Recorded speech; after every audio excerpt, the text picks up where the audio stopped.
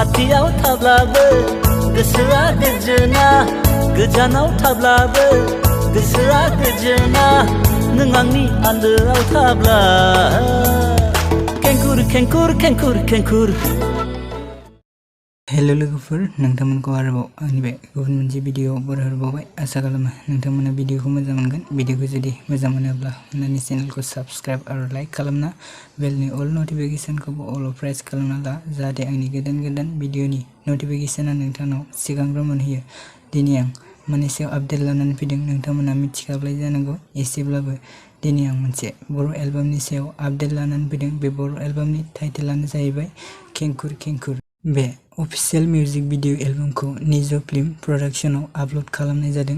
स' नोंथांमोना बे भिडिअखौ जुदि दासिमबो नायाखै अब्ला आंनि चेनेलनि गेजेरजों नायनो हागोन। भिडिअनि लिंकखौ डिस्क्रिप्शनाव होनानै दोननाय जादों।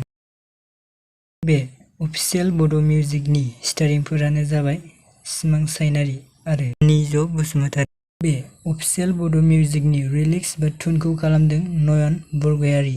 बे भिडिअनि मेथाइखौ रोजाबदों नयन बरगयारी आरो फुंबिलि बसुमतारी। सिरियोग्राफि आरो डाइरेक्सनखौ खालामदों पुर्न बसुमतारी।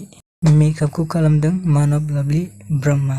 भिडिअखौ बेखिनिसिम नायनायनि थाखाय नोंथांमोननिसिम रोजा रोजा साबायखर थाबाय।